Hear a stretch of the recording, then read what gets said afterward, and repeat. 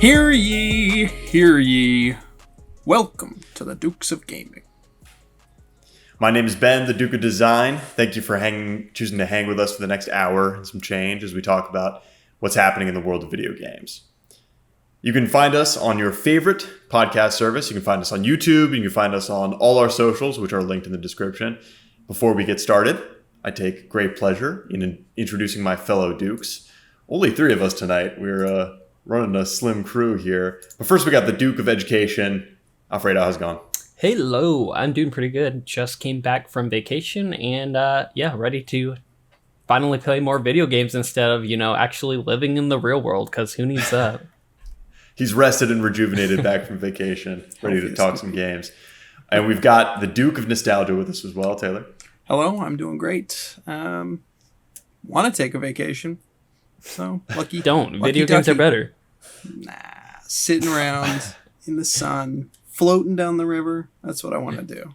If right you have a you. Switch or maybe, some other handheld video game. I don't know if I'd take my Switch on the river. We'll see. Yeah, we'll see what we do when we get this supposed new handheld. And I'm Ben, the Duke of Design. As mentioned, let's before we jump in and discuss this new entrant into the console wars from an old player, let's talk about what we've been playing this week. Alfredo, you want to go first? Sure. Yeah, so I briefly mentioned a little bit that I was actually on vacation this week, so unfortunately I did not get the chance to play many video games. But earlier this week, right before going on vacation, I was playing a game called Operation Tango on my PS5. And this is a game that basically came out for PlayStation Plus for free, specifically for PS5. If you have that, it was a PS5 game that came out for free, but it's also available on other consoles. It's available on PS4 that you have to pay for, basically. But what it is it's this action espionage cooperative game, and it takes a very similar approach to games like that Hazelight Studios are doing. Games like A Way Out, games like their second game, It Takes Two. Basically a game that requires two players in order to play. You cannot play this single player. You can play whether it's online or in this game you can't really play locally, but it's taking that approach where it's trying to build a new kind of genre for two players that solely rely on cooperation and teamwork in order to solve these fun little puzzles, basically. So how this one differs in its gameplay is basically you're a part of a spy agency, basically two of you. And since there's two players, you play as either a hacker or the field agent.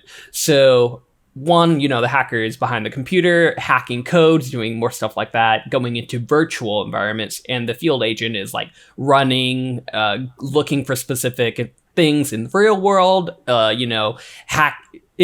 do hack things, actually. They kind of blend the lines of field agent and hacker, but you're just more in the real world. And basically you need to have constant communication with your partner over microphone. It also requires microphone to play the game, which they do provide as a part of the in-game engine as well. So you're basically just having a fun time with whoever you want, with your partner, and trying to pull off these heists. So basically I played with a good friend of mine. There's 6 different missions available, and it's basically the missions vary from, you're trying to break into, the spy vault and steal this recovered treasure, or you're trying to, find these remotely detonated bombs and figure out how to disarm them. And the game kind of has a really, really, I would say, interesting gameplay loop, because a lot of the things that you do, for example, the hacking on the hacker side, a lot of the things that you do aren't incredibly hard, but sometimes you'll have like a difficulty spike where it'll just be instant game over, but it actually is really, really fun. So for example, I would say for like the very first mission that you go on is kind of teaching you how you play. So basically how it works is on the field, you'll be given a specific mission, like, okay, you need to find this door. you as a team will need to communicate between the hacker and field agent how to go about the mission. And in order to do that, you guys really have to communicate, because you never know what the other person is looking at all. You really have to say, okay, this is what I see in the environment. This is what I'm able to interact with for both parts. And it's kind of really, really cool how they do some of the puzzles, because on one side of the screen, let's say on the field agent screen, you both are trying to solve the same exact puzzle, but on one side of the screen, there will be, you're looking at the same screen, but it will be displaying different information. So the field agent might see like a blue dot, which represents the hacker, like going through like a top-down 2D kind of maze. And the field agent will, on the screen, will be able to see like some barriers that the hacker will have to move around in the environment that they cannot see on their screen. So the field agent would need to say, oh, you need to go here, like you need to go now, you need to take this exact route. Whereas the hacker might have to like guide that, their particular blue dot or their person like through this maze without being able to see the things that they need to avoid. So it does really cool things like that, in that you have to communicate constantly in order to be able to solve these neat little puzzles. Now, is the game amazing? Not exactly. It has its hitches. I would particularly say on the field agent side, because I played as the field agent, you can do basic things like you can run not very fast, you can look, you can't really do like any shooting, there's no hand-to-hand combat or anything like that. You are basically a hacker in the real world. So they're both essentially the same role, you're just being given different viewpoints, essentially, is my main gripe in the game. But as far as cooperative games, it is a really, really unique game experience, because this is probably the best game that I played that has been able to pull off the spy cooperative dream. Other games have tried to do this. Like there's one game called Clandestine on the PC that tried to do this like 10 years ago, back in 2012 or somewhere around that time, where it was the same exact principle. You play either a hacker and the field agent. And that one actually was more ambitious, because the field agent could fight, the field agent could do a lot more stuff, and there was a lot more separation in what each agent could do, instead of them both basically having the same, hacking abilities and just trying to run around the areas, basically. But I would say this, it was free, so it's a fun game just to, play around with a buddy, just to, have laughs and try not to get caught, and just be in like a James Bondish type of, kind of game. So I would recommend it, especially if you could get it for free with PS5. But it's not the most amazing game ever, but for a free game, it'll do. Have you played I Expect You to Die? Oh, the yeah. VR game? Yeah. That's the thing that first came to mind. And the thing that I really love about that game is that the communication runs both ways. So you're the person in the VR headset defusing the bomb, and then the other person's outside kind of giving you the instructions on how to defuse the bomb. But they don't know what exact instructions to give you until you read a serial number, or you give them the correct sequence of numbers, or tell them what colors you're looking at, that sort of thing.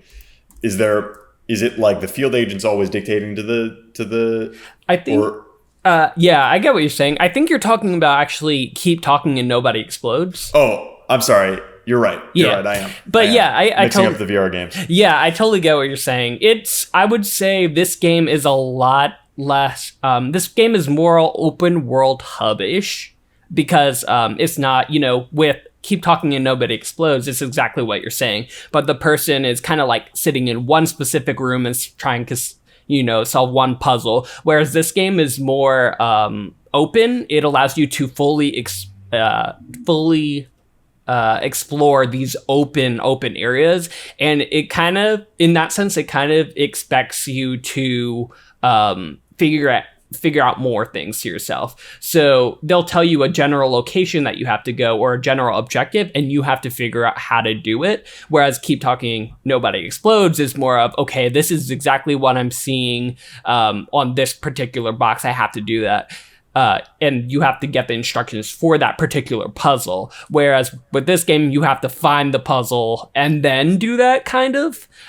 So it's a lot more exploratory, and I think actually because of that requires you to do even more explanation and more. It forces more communication with your partner, which I liked. Because I had played that game as well, and I do like this game more than that. Just because I think it's because of that, it leaves it more open-ended, and it just allows you to be, explore the world a bit more, just get into the game's kind of lore and stuff, because it does have a narrative also that's going through it. It has like even though you're doing different missions, there's like an overarching narrative and an overarching villain that you're trying to dispose of. So... Okay. Yeah, I would definitely recommend it more than that game, actually. But yeah, it's a VR expansion or a VR option would be super fun for either the hacker or the field agent. I could definitely see it for both. This would be a really cool VR game, honestly. Sweet. Taylor, what about you? What have you been playing? I've really just been playing Pokemon Snap, the new Pokemon Snap, a little bit this week. In desire to go on vacation, Pokemon Snap is a perfect way for me to just sit down for an hour and feel like I'm outside. Feel like I'm doing something kind of fun. I like taking pictures. It's what I do. So doing it in a relaxing sense like that is pretty nice. The game's grown on me a lot since I first played it, and there are a couple little bits of it that I don't like. Specifically, the way it encourages you to keep going into the game. I think they just could have made the game a little bit more, a little bit easier to replay levels than just like forcing you to replay them. It's very grindy. The game is very grindy at a later point in the game, and it's still fun. I wish it was just like a really relaxing. You don't need to level grind in a game where you take pictures. And yet you do. I didn't expect that, actually. I didn't even know grinding was a part of this game. There is a level up mechanic for each level, and you can't progress to the next level unless you level up that level by taking the best pictures. And it's so annoying when I take what I think are really good pictures, and the AI in the game gives me just enough XP to not advance just enough, and I have to go do the whole level again just to get that 100 extra XP. Now, here's a question I have. Does the game tell you how to take better pictures, or at least tell you what's wrong with the picture that you took, or how you could have possibly gotten more points? It tells you how to take good pictures, theoretically. It tells you how you're supposed to compose your pictures. It wants you to have multiple Pokemon in each picture. You know, the more Pokemon, the better. The more interesting things they're doing, the better the picture will turn out. So if Pokemon's just sleeping, that's not a very good picture. But if you wake it up and it like starts attacking you, that's much more interesting of a picture. But even then, it doesn't work. The grading system doesn't really work, which is why I think the grinding level up mechanic is a little pointless, because it feels like it wants to be a game that's just do what you want. There's no stakes, and yet there is. My time is at stake. Having to go through a level that I just played isn't as fun the second time if I'm just doing it to level up. Yeah. You know, so it's... You know what just occurred to me? So Pokemon Snap, this is a new iteration of a game that's been around for a while, right? Yeah. Was this a GameCube game originally? It was a 64 game. Oh, wow. 64. Yeah. This might have been an inspiration, but you guys remember the research camera in BioShock, the original BioShock? Yes. Yeah. Because there's a whole frustrating grading system with that one, too. It's nonsense. I didn't think about that. That's true. That's very true. It probably was totally, inspired by Pokemon Snap. I wouldn't be surprised at all. I have another question, though, about this game, Taylor, for you. Sure. Is this game more relaxing than, say, a Stardew Valley or an Animal Crossing New Horizons? Ooh, that's tough. Stardew Valley, to me, no. I don't like the busy work of Stardew Valley. Animal Crossing, yes. I think Animal Crossing's more relaxing just because of the aesthetic, both visual and audio wise, the game is very relaxing. The melodies and the backing music is so calming, and you don't really feel in a rush. Stardew Valley to me just feels like chores, and I don't like that game. I don't like Harvest Moon. I used to try to play Harvest Moon. I rented it a lot from the Blockbuster across the street from where I grew up, and they always had that game, and I always thought it looked cute because it had cool characters in the front, but I always hated it. I do chores in real life. Why would I just want to have a little bit more fun. At a certain point, the beginning part of Animal Crossing, I will say, is not relaxing to me. When you're getting through the storyline of the game, and you do have to come back every single day to get it going, it just feels like a grind. It feels like I'm going to work, and that's not what I like. This game is it's more relaxing than those, and I hope at the end of the game, at the end of the whole storyline campaign, it just lets you take pictures for fun, because that's what I want to do. And I wish there was just an option to do that, if I'm being honest. Yeah, free roam type option from the beginning seems like it would have been a good way to go. Yeah. Well, cool. A lot of vacationing happening here. I've been playing Destiny 2, and this is probably going to be the last time that I can really talk about Destiny 2 as a game, because I got a new job as narrative designer, as you guys know, at Bungie. So I'll be working on Destiny 2. That's why I've been playing it, trying to get caught up. I never played any Destiny before, and it's really cool. I'm really enjoying it. The gunplay is amazing. I probably won't say anything all that new or insightful about the game, because some people have been playing. Tell us everything for like half a decade. No, I mean, like I'm a novice compared to some of the people who have been playing this game for so long. And I am, like, at this current stage, I'm still pretty overwhelmed by just the sheer amount of content and stuff to do and that kind of thing. But chipping away at it, playing the Beyond Light campaign, which is very cool. The things that I've always loved about Destiny are amazing, which are, the art and the music. Even before I started playing, I admired Destiny from afar for that kind of stuff. And yeah, I'm really enjoying it, and kind of seeing where the game takes me right now. I will say though that this feeling of being overwhelmed by the breadth of content and how much there is to do is, I think, exacerbated by what is a sort of clumsy on-ramping system currently in the game to introduce new players. I don't necessarily know how they could have done it better. Maybe there were previous iterations of the game that handled it better in some regard, or maybe it's always been difficult to onboard new players into a game with so much content. Mm-hmm. But it really, after like the first hour and a half or 2 hours, there's like an intro section. After that section, they really throw you in the deep end, and you feel it. At least I did. So that's been like a little bit, I guess, of a frustration to me. But overall, really enjoying my experience with it. Have you guys played any Destiny? No. I actually have, yeah. I've actually tried a couple different times to get into this game. With Destiny 1, I bought it when it first released. I played the beta before, and then I bought it when it first released. And I couldn't really get into it because it really felt like it was a game, a cooperative game, a game that was best as a co-op game. And I didn't really have that many people who actually had the game, or I think I maybe knew one person who played the game, and we just never linked up schedules, so it kind of went to the wayside while I played some other games. And for Destiny 2, I tried a couple of different times, probably the most recent, like a month, maybe 2 months ago, where I actually did have a couple of friends who started playing it. But I'm somebody who likes a lot of, more single player narrative kind of driven stuff. So just, having, to have that requirement of having co-op cooperative friends in order to do it, even though it's not a requirement, but the game's a lot more fun and a lot easier when you actually have other people to play with.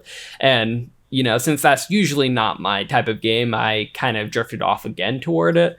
But I have always wanted to try the raids in it because I hear that's where Destiny kind of shines the best. But, you kind of have to get to a certain gear score and a certain level in order to access those raids. So one day I will do it. But have you gotten to do any of the raids, Ben? I haven't, no. But that's an immediate, I guess that would be like a first step bucket list thing. So I want to finish the Beyond Light campaign and the most recent season of the Splicer, and then by then I think I'll be powerful enough to where I can take on a raid, and they do seem really cool. And they just brought back one from the original Destiny called the Vault of Glass. I think it was the original raid. Yeah, I heard that one was super hard. Yeah. So I kind of want to like jump in to the fire on that one. So maybe we should. It's also free to play, Taylor. So if you want to jump in, Destiny 2. Yeah. Oh, nice. So they have like this was one of the more confusing things to me about jumping into Destiny 2 is like the pay structure of the game. Right now, the whole thing is free to play except for the story campaigns. And they have a battle pass now, right? Campaigns. They do.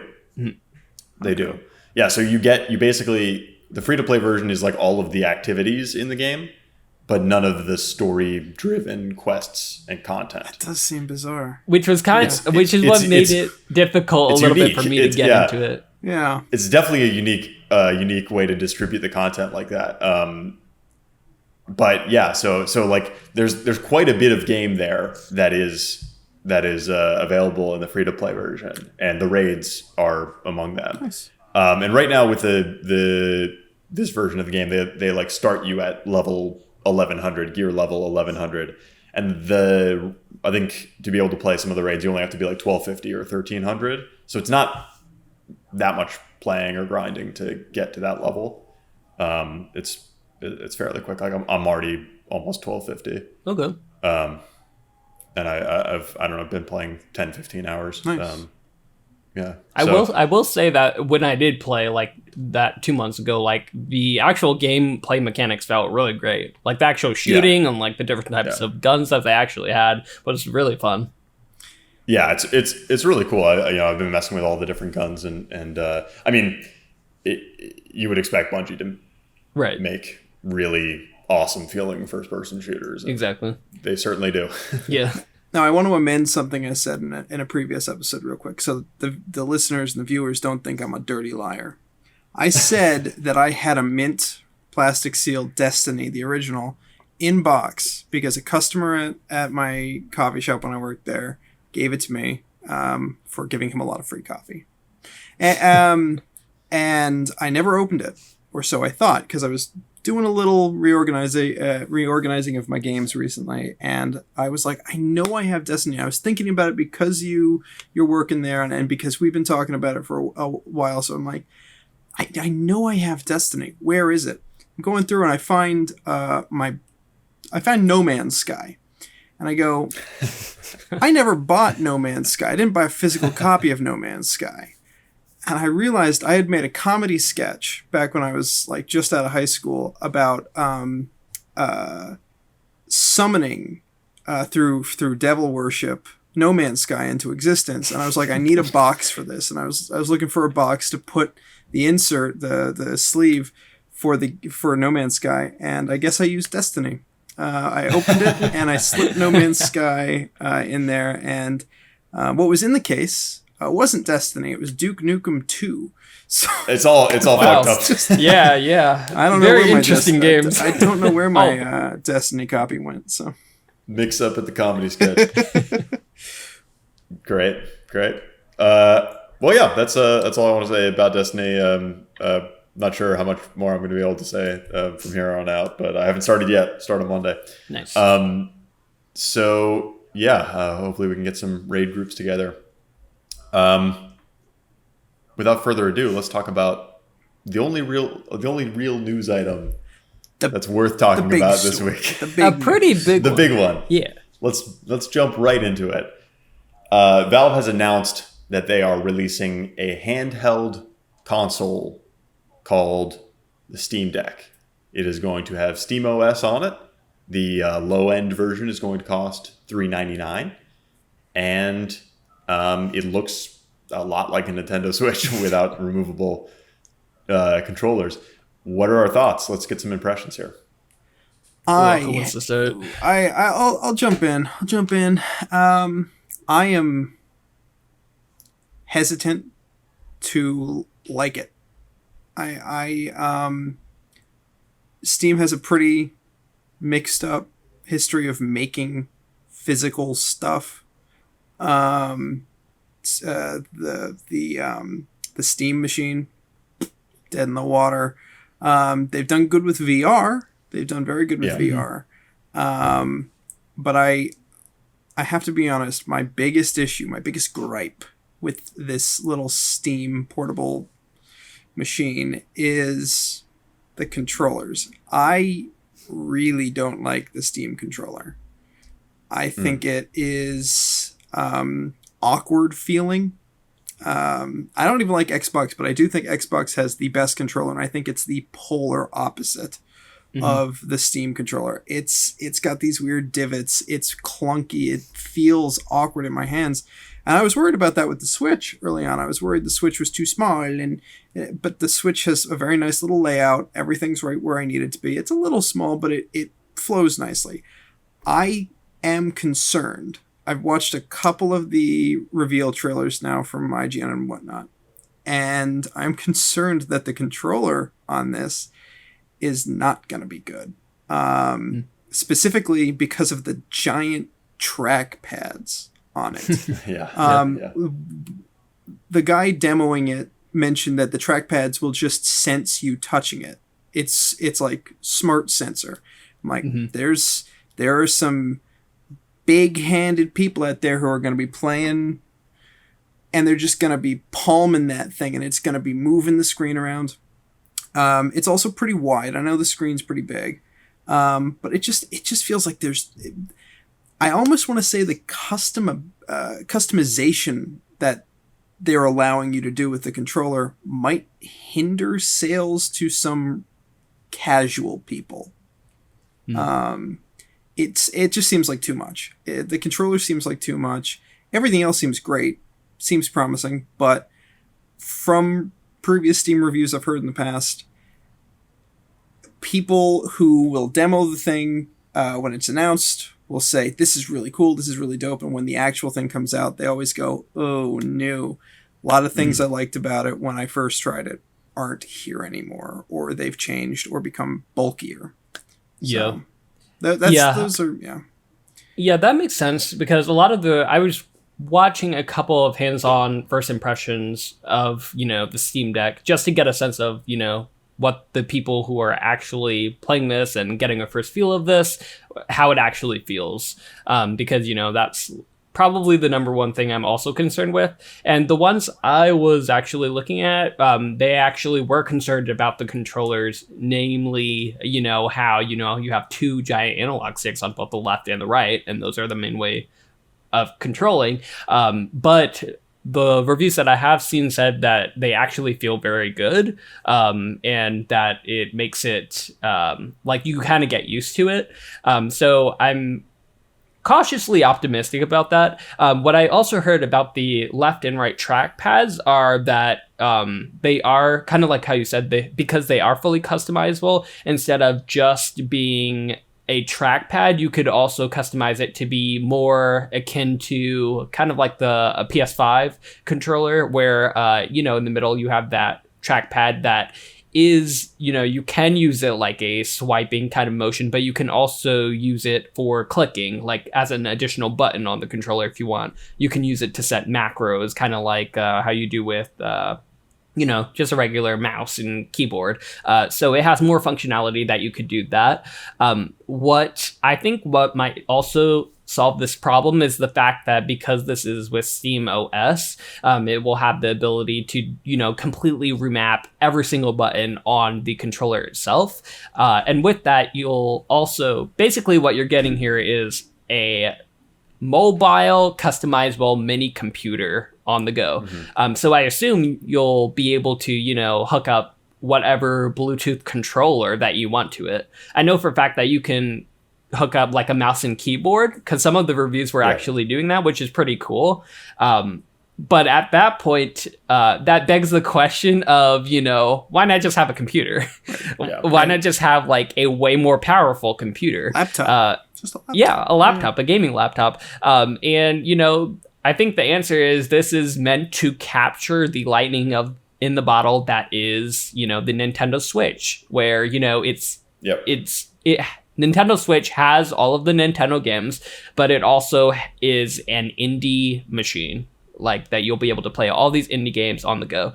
With this new Steam Deck, the draw is, you'll be able to play even more indies, because not every indie comes to Switch.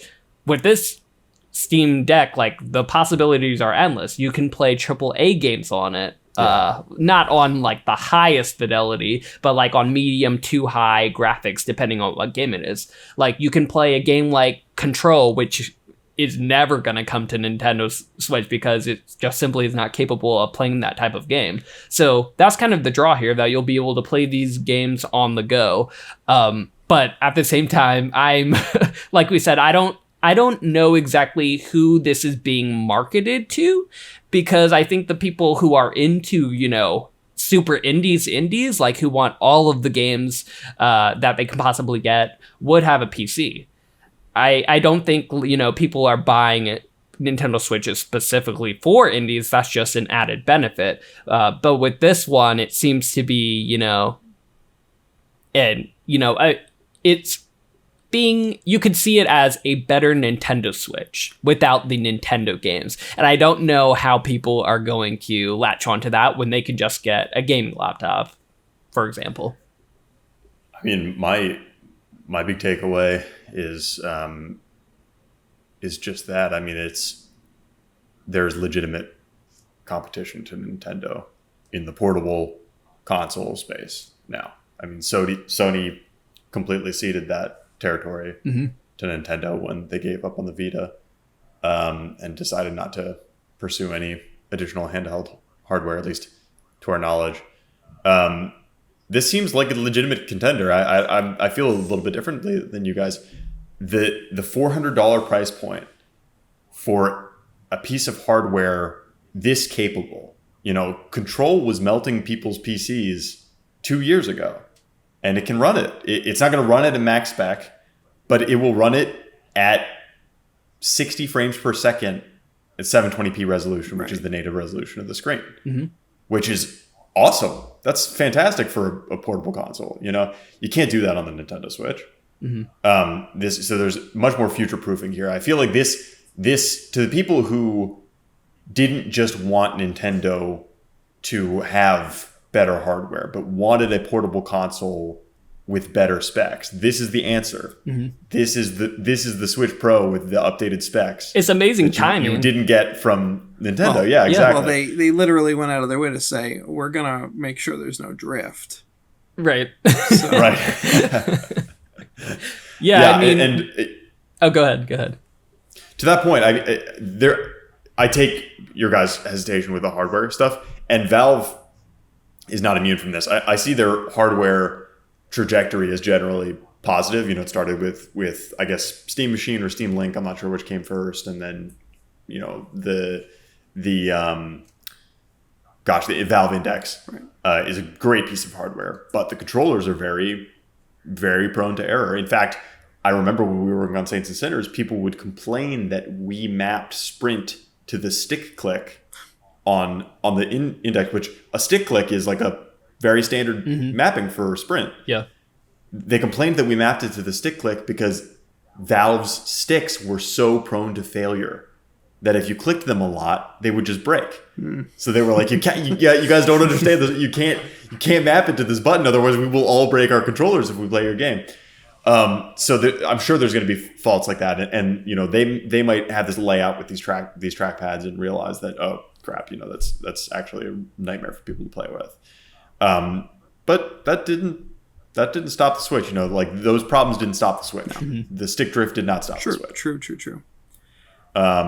This to me seems like Valve's best foot forward with hardware yet. I would agree. It definitely seems like the best chance of success to me. Yeah. But there's still my other worry is kind of the price point.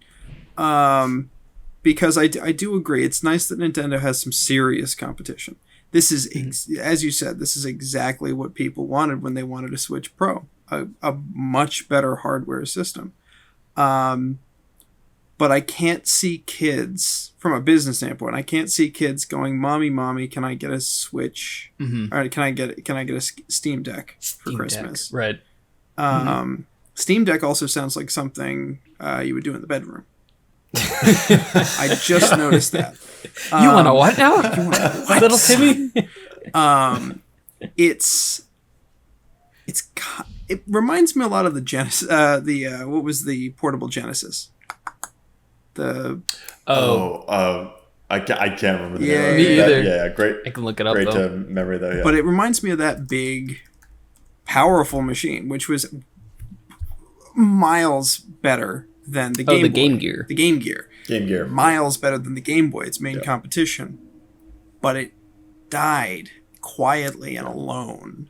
And I think that there's hype around this because the Switch, not Pro, the OLED, the Switch OLED is just such a waste. It's such a waste of time and effort and money. But I think thinking about it as a future-proofing thing, as people will be like, oh, it'll still be able to play games in the future, is not the way most people think. I think the Switch OLED is going to sell increasingly better over the next 3 years, maybe 4, because every year someone's going to want to upgrade. My little daughter is going to need a new gaming system. She's a little bit older than, before. She can get something better. Here's a Switch OLED, sweetheart. You passed math. But the Steam Deck, I think, is going to get. It has a bunch of hype. It has a bunch of hype behind it. There's memes about it. People are calling it the Switch killer, but that's a very common phrase, the Nintendo killer, and it just never does. And Nintendo knows they've been called out. I can't see them turning a blind eye to this because it was blatantly obvious. But at the same time, the Switch OLED, even though it is technically horrible, not horrible, but as an exaggeration, but it's just the same. It's just the same as it has been. It's lame. It's lame. With the pretty screen. I think it's just going to keep selling better and better because it's got that name power. Kids love the Switch. Adults love the Switch. People love the Switch. People love Nintendo. It's just going to keep getting better and better because it's pretty. It's, nice and sleek and white, like the PS5 white model, which is gorgeous. It's just, this system is big, ugly, and it's looking at it in the playtester's hands. Kind of, it really did double down the opinion of why not just have a laptop? This seems too bulky to bring around with you. The Switch, it's a big chonker for sure. Yeah, no doubt. I think it's like 1.5 pounds too, which is twice the weight of the Switch. It's a big boy, right? I've seen people saying like, oh well, I'm not going to travel with it, but it's it's for work. I can put it at my work desk. I'm like, where do you work? I want a job. What, you're gonna play it on your lunch break? Have your hoagie in your mouth and well, it's PC. I mean, they can do their taxes on it if they want. Yeah, they can do whatever they want. But kind of going along with that, the benefit that the Steam Deck has is that it is a Steam machine that allows you to take all your Steam games with you versus and that's kind of, I would argue, its only benefit. Because with the Switch, it's a Nintendo system. It's family friendly versus Steam Deck. It just allows you to take your existing Steam library with you, which is actually a huge plus. Games, including the anything. Take that to work. Of course, the best benefit of all. You're sitting there in the subway playing Senran Kagura, Of course, but the thing is that because it's so targeted to carry your Steam games anywhere you want. I think because of that, it kind of limits the audience for this. This seems to be specifically for gamers. This doesn't, I agree with Taylor in that, it's not for, your kids, where I don't think parents are going to look at this and say, oh, like, let me get this Steam Deck and like, you can choose, any game you want, because Nintendo is associated with family-friendly fun, is associated with Mario, these games that are typically, family games. Whereas, the Steam Deck, I don't think that parents want their children to have so much control. I would put a little... in that they can have access to any of these games, even though you still, have to buy these games. But it, at least with Nintendo, you can trust that whatever is on there is family approved, which is another layer of this, I think. I would put a little asterisk next to for gamers. I would say for gamers, asterisk at the bottom of the page, affluent gamers. Gamers with time and money. Plenty of money. Yeah. I get what you guys are saying, but I think you guys are looking at it through a certain prism. And to me, this console does not have to take a significant bite out of Nintendo's market in order to do big numbers. Sure. Mm-hmm. I think for one, it maybe needs to recapture the PlayStation Vita market, which has been completely abandoned. And That's a great point. For grabs, which is a generally older market than Nintendo's market.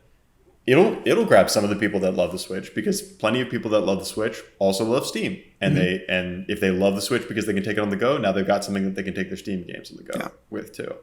I think it might grab younger people just because of the fact that it's a pretty darn affordable gaming PC. Mm-hmm. At the end of the day, right? I mean, even though you can take it on the go, you can also plug it in and play with mouse and keyboard, and it is a full-fledged gaming PC. You're not going to play 4K 60 games, but you can play Control. It's like that's a big deal. You can play modern games. But imagine spending $400 for your kid to just sit there and play Fortnite on it. So like, come on. I mean, that's how most PS4s were used, true. Probably. That's very true. But yeah, I definitely agree with you, Ben. I think it's gonna, certainly capture that older audience. But, looking at the price point of the $400 for, the minimum, it has 3 different models, and they're all essentially the same, except each model gives you expanding storage, basically, expanding SSD. So you can, play your games a little bit faster since it will be on solid state. But by and large, the models are the same as far as other specs. But it'll be interesting to see how well they'll be able to, ask, hey, you can spend $400 on this handheld machine to be able to play these, AAA games pretty okay. Or you can use that money toward, a PS5 or, something similar. I just don't know. I guess for me personally, when I think of like AAA games like Control and any other like Doom, I don't really want to play those games in handheld mode. Like I want to play them, on my PS5. I want to play them like on a big screen. But I do think it's, a good option for people who do not necessarily have access to that. This kind of like is an all-in-one, it gives them a console, it gets them the screen, and they'll be able to experience those newer games, however they would like. And they can, hook it up to a monitor if they want. But I just don't know how many people, want to play those AAA experiences on, a small screen. Yeah, you might be right about that. Although again, I mean, like the counter argument is you can plug it into the TV and you can just play it on the TV. It's not going to be, again, I think it can only output 720p. I might be wrong on that. So. Yeah. Well, it's not like the Switch where I believe so, and they're making a dock for it, just like how the Nintendo Switch has.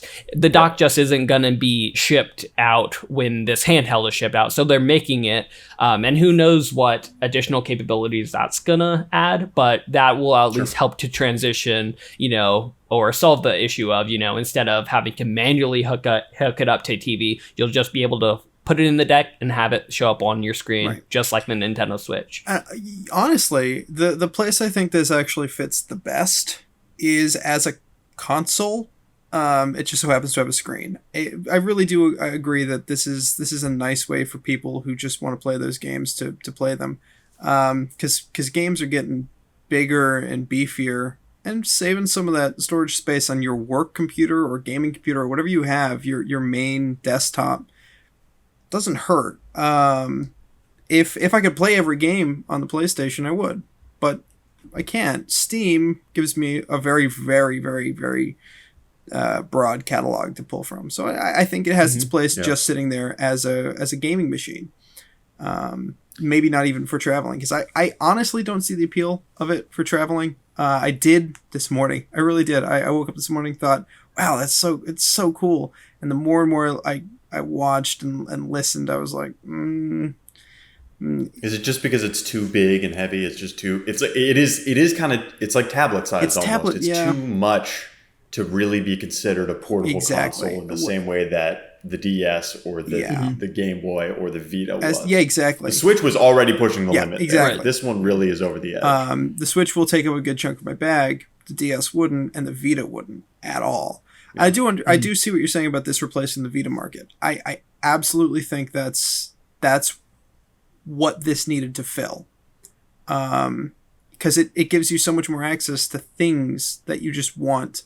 And I watched Gabe Newell's little interview about it, and I was kind of worried when he seemed stressed about the price point, because it's low for them to be producing it at that cost, and there isn't that much return, but he had to make it that price because it probably wouldn't sell otherwise. I'm like, that's a little worrying. Shoot, I lost my train of thought. I just think the dang, I've completely lost. I thought about. That's okay. I saw Gabe Newell in my head, and he just sucked all my thoughts. He did an old classic Steam Deck to you. It's definitely gonna I take sell. your point about the price point, and when you think about this in terms of like a $400 machine, that's one conversation. But you think of it in terms of a $530 or $650 machine, and then it starts to become a little bit, that's a different conversation. When you're getting into might as well build a PC territory. Yeah. I think a lot of the people that would be interested in the Steam Deck would be turned off by that. Sure. I definitely think it's going to sell. I definitely think there's a as you said, a small portion of the Switch market. They don't even have to get close to those numbers to do well. But I do think there's plenty of people who will buy this. It's just not for me. But I do think I'm being a little negative. I do think that it is a very welcome addition to the console family. Yeah, for sure.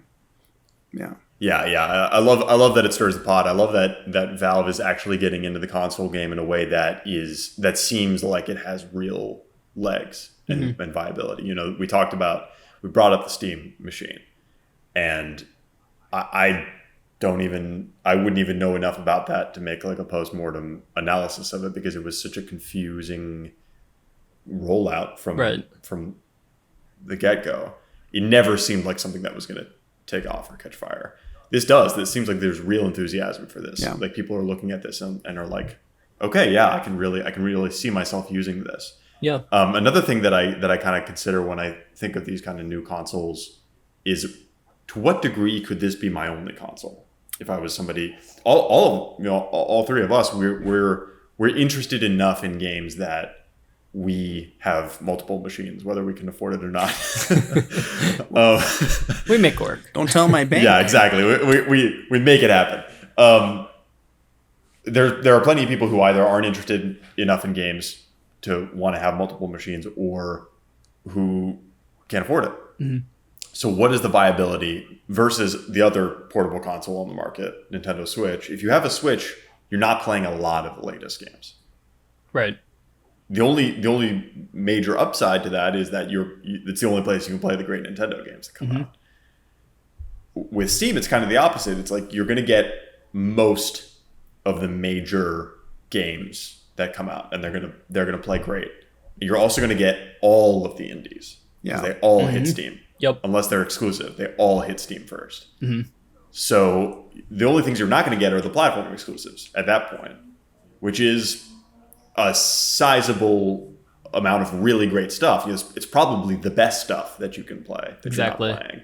But you get everything else, right? Yeah. There's nothing else significant that's missing.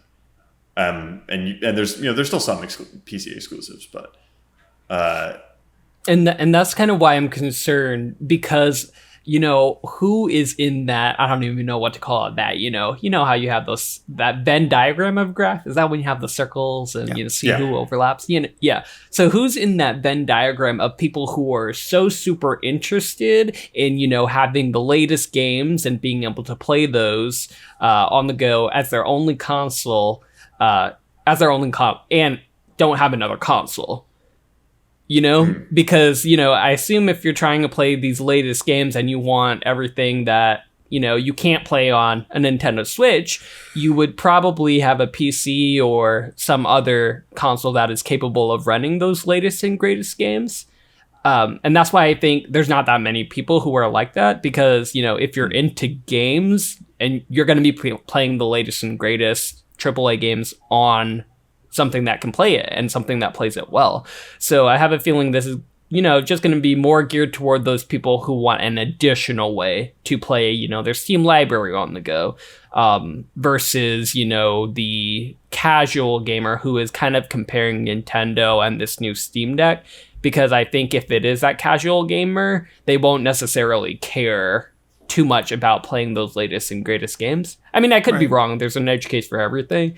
But I would just think about myself. I would probably go with the Switch if I had to, if I wasn't interested in the latest and greatest. Sure. But there's a market for it, clearly. I don't think Steam would release something without, believing they truly could capture, something and capture, have these things sell. And I think these will sell pretty well. It's coming out relatively soon.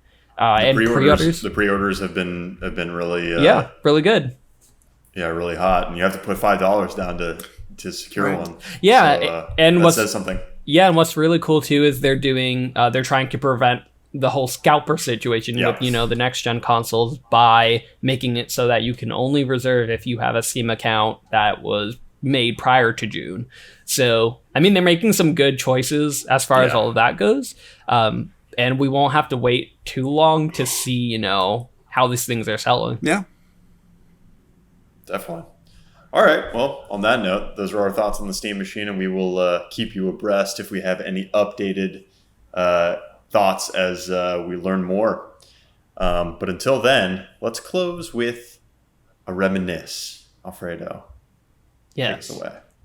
Yeah, I would, everyone sit down, grab a coffee, grab a drink, and I will tell you about the tale of how I lost my PC gaming virginity. So, this is actually going to be very, very related to the Steam Deck, and it might actually be a case for it. So, let's start with... Let's lead you through my life a little bit. Let's see where this goes. So, growing up, my dad had a computer shop where he basically sold computer games and more specifically computer hardware. The upside of that was obviously I got to play new games for free all the time. And, whenever he was working, I got to go on, whatever computer I wanted, take a game from the from the newly minted case that I was not supposed to, and put it in any PC I wanted. So I've been growing up with PC games for a very long time. But after that was in New York where I used to live. Then we moved back down to Georgia in 2006, and around that time I didn't have our dad didn't have the PC shop anymore. We completely moved. He kind of transitioned into more hardware, and I didn't have those games readily available. So for a while, I was transitioned into a place where, I was a purely PC gamer, and then I transitioned more into console just because it was easier to get those games, and it was just easy. You know, you have a console, it can play anything. You don't have to worry about upgrading anything. You don't have to worry about video cards, all of that nonsense, some would argue. I didn't have to worry about that. So I just stuck with my PS2 after that for a while, PS3, PS4, all of that. So I was doing pretty good. I was anti-PC. I didn't need all of the complicated stuff. I didn't need, you know, to worry about setting up anything. Then I graduated college. I got my first job, and my first big boy job, one would argue, and I started having disposable income where I had maybe not disposable income, but I had income that I could use for, you know, instead of paying bills, maybe, you know, I could buy whatever I wanted. Maybe I could buy a new video game. Maybe I could see what the heck all of this PC gaming was about. So I decided, after spending all this time, you know, just playing regular 30 FPS games, in, let's say, 2017, I decided I wanted to buy my first gaming PC. But I couldn't really afford space to buy a desktop, so I just settled for like a regular gaming laptop. So I decided to buy one. And prior to this, I did have, you know, a regular, you know, just college basic computer where it could do Word. That's all you need for college. It can write my essays. And I tried to play, you know, the games on there where I could, you know, indie games that I had to that were not available on console.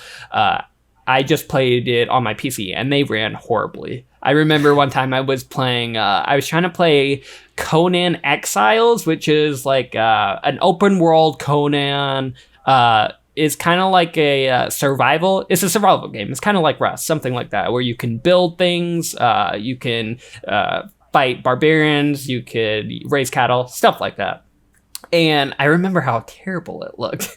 I remember, these terrible pixelated grass. You couldn't see any grass. It would just be terrible pixelated grass. It looked terrible, but it was fun. It was all I had.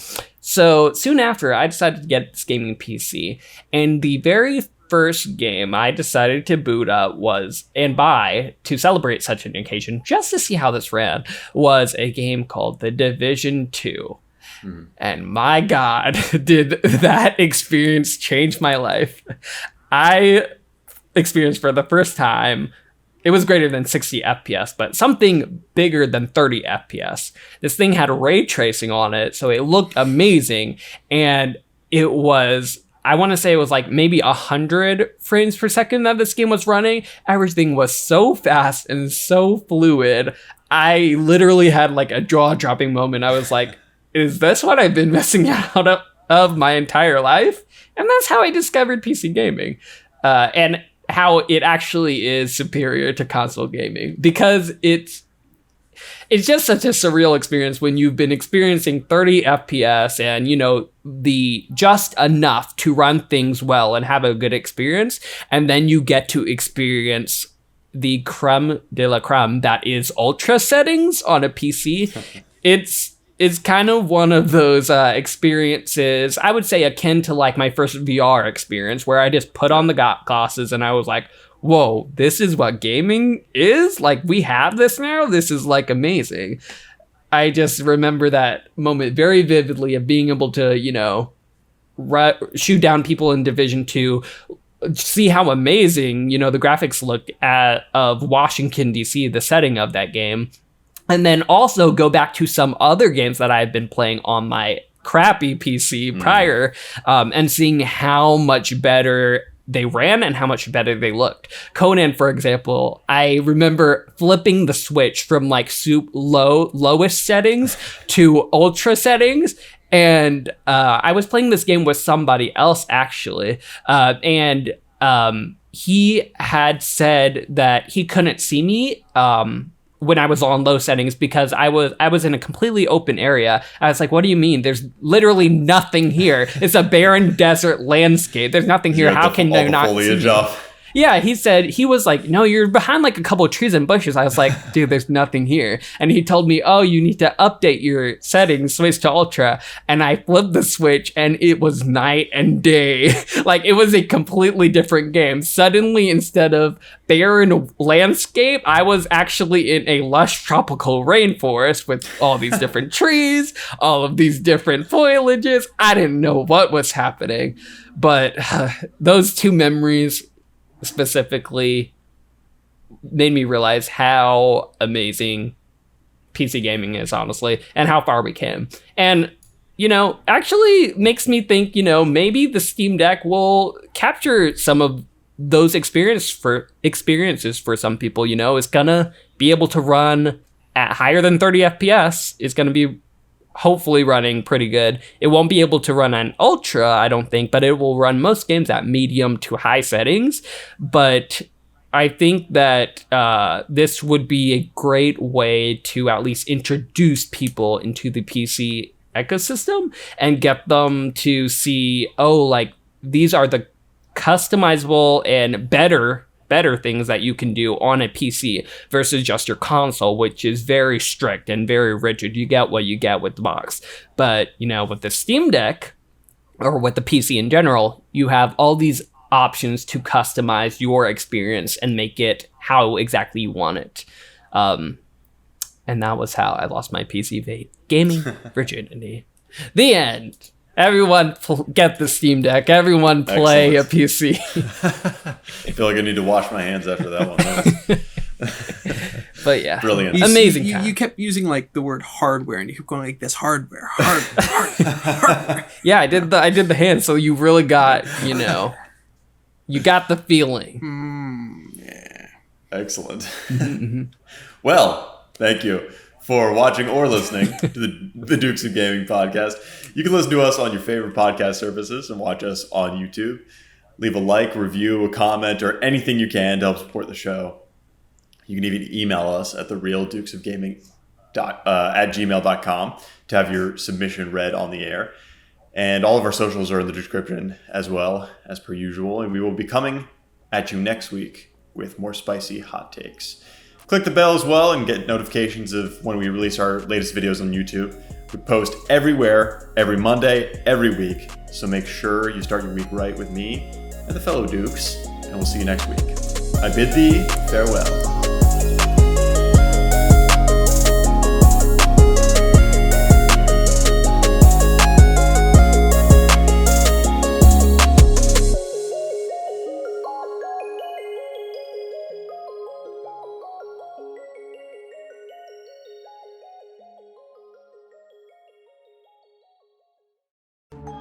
Hi, I'm Ben. And I'm Sarah. And you should listen to What's New? Nancy Drew. Come get a clue. Boop, boop, doo. What's New, Nancy Drew is a weekly podcast where we recap the latest episode of the CW show Nancy Drew. Yeah, so put your sleuthing brain on and join us for a good time.